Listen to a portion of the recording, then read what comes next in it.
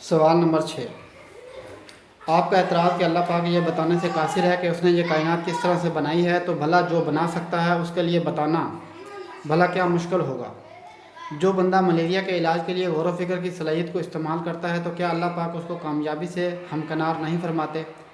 تو کیا اگر آپ ان جانوروں میں غور و فکر کریں جو اپنے کٹے ہوئے اعضاء از خود اگا لیتے ہیں، تو کیا جان نہیں جائیں گے کہ انسان اپنی کٹی ہوئی ٹانگ کو کس طرح سے اگا سکتا ہے؟ تب آپ کا یہ اعتراض بھی نہیں رہے گا کہ اللہ پاک ہماری کٹی ہوئی ٹانگ نہیں اگا سکتا ہے۔ اللہ پاک کی عطا کردہ صلاحیت کو استعمال آپ نہ کریں اور الزام اللہ پاک پر رکھیں، تو کیا آپ نالائکی کا مظاہرہ نہیں کر رہے ہیں؟ سوال نمبر 7، اگر میں آپ سے پوچھوں کہ ہوائی جہاز کس طرح سے بنتا ہے، اگر آپ مجھے بتا بھی دیں گے تب بھی مجھے سمجھ نہیں آئے گی، کیونکہ اس میں ہزاروں لاکھوں فنکشن کار فرما ہوتے ہیں جن کو جاننے کے لیے مجھے 20 سال کا طویل عرصہ درکار ہوگا، تبھی میں اس قابل ہو سکوں گا کہ اس کے تمام میکانزم کو سمجھ سکوں۔ اسی طرح اگر 50-60 ہزار سال کی مجموعی انسانی جد و جہد کے بعد ہم انسان اگر ابھی تک اس یونیورس کا 1% بھی سمجھ نہیں پائے، تو پھر بھلا آپ کس طرح پولا سموہ بنا کر پوچھ لیتے ہیں کہ مجھے بتاؤ کہ یہ کائنات کس طرح سے بنی ہے؟ سوال نمبر 8، کوئی چیز بنی ہوئی ہو اس کا سمجھنا آسان ہے یا اس کا بنانا آسان ہے؟ یقیناً بنی ہوئی چیز کو سمجھنا جو ہے وہ زیادہ آسان ہے۔ تو پھر بھلا جب کہ ابھی آپ ایک بنی ہوئی یونیورس کو سمجھنے کے قابل بھی نہیں ہیں،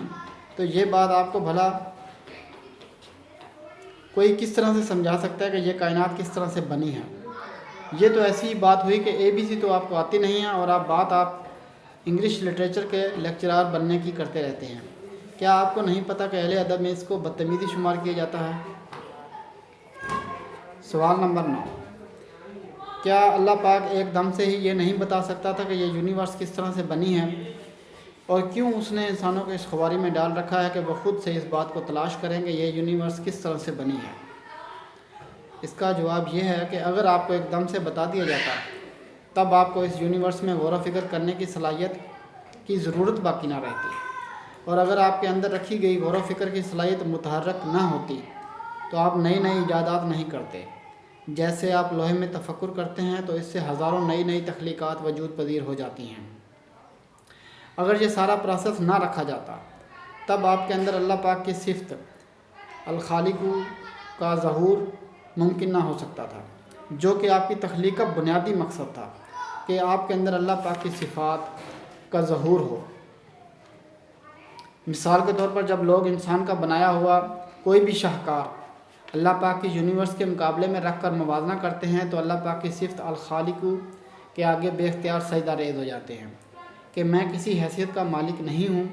اور ساری حیثیت اور حقیقت اللہ پاک کی ہی ہے اور ہر جگہ اسی کی جلوہ نمائی ہے۔ سوال نمبر 10، آپ کا کہنا کہ ہمارے پاس ڈیوائن گائیڈنس ہے، لہٰذا ہم کو معلوم ہونا چاہیے کہ یہ یونیورس کس طرح سے بنی ہے۔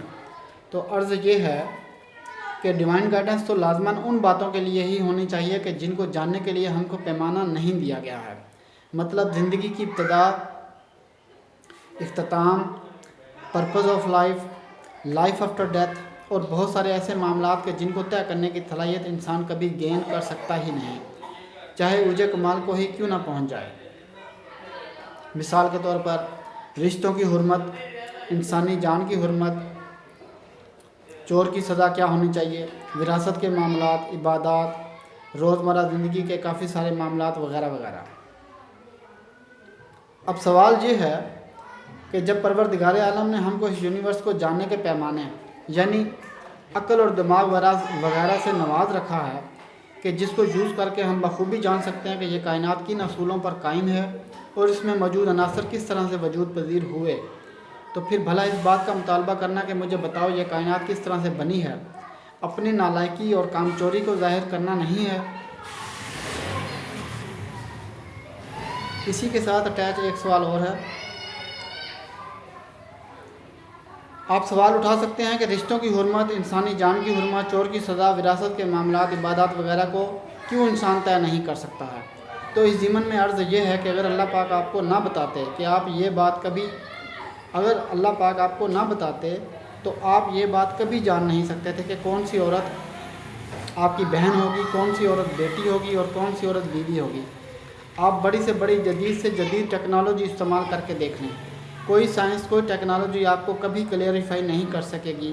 کہ آپ کے گھر میں پیدا ہونے والی عورت کو کس مقام پر رکھنا ہے۔ اور یہی وہ روح ہے جس کو پروردگار عالم نے خاص اپنے پاس سے آپ کو سرفراز فرمایا اور انسان کو باقی کے جانوروں سے معزز اور محترم کر دیا۔ اسی طرح اگر اللہ پاک آپ کو نہ بتاتے کہ ایک انسان کا قتل گویا کہ تمام انسانوں کا قتل ہے، تو کبھی بھی آپ پر انسانی جان کی حرمت واضح نہ ہوتی، اور ہر طاقتور انسان کمزور انسان کو اسی طرح مار کر اپنا مقصد حاصل کرتا نظر آتا جس طرح جنگل میں ایک قوی جانور کمزور کو چیر پھاڑ کر کے کھا جاتا ہے، اور ہر لمحہ ہر لحظہ یہ خطرہ موجود رہتا کہ نسل انسانی روئے زمین پر ناپید ہو جائے۔ اسی طرح جب تک آپ چور کی سزا ہاتھ کاٹنا مقرر نہیں کریں گے تب تک کبھی زمین پر چوری کا خاتمہ ممکن نہیں ہو سکے گا۔ اور آخر میں وراثت کے معاملات پر مختصر بات کرتا ہوں۔ وراثت کے معاملات قرآن حکیم میں اس قدر حکمت کے ساتھ بیان فرمائے گئے ہیں کہ جن پر تھوڑا سا بھی غور و فکر کرنے پر انسانی عقل جو ہے دنگ رہ جاتی ہے کہ اللہ پاک کی ہر ڈویژن کے پیچھے کیسی کیسی حکمتیں پوشیدہ ہیں۔ جس طرح کہ آپ اپنی کج فہمی کی بنا پر اکثر اعتراض کرتے نظر آتے ہیں کہ بھائی کے مقابلے میں بہن کو آدھا حصہ کیوں دیا گیا، اس کے پیچھے اللہ سبحانہ و تعالیٰ کی کیسی بے مثال حکمت پوشیدہ ہے کہ جب اس میں آپ غور و فکر کریں گے تو بے اختیار ہو کر پروردگار عالم کے حضور سجدہ ریز ہو جائیں گے۔ اس کی تفصیل میں انشاءاللہ جلد آپ کے سامنے پیش کروں گا۔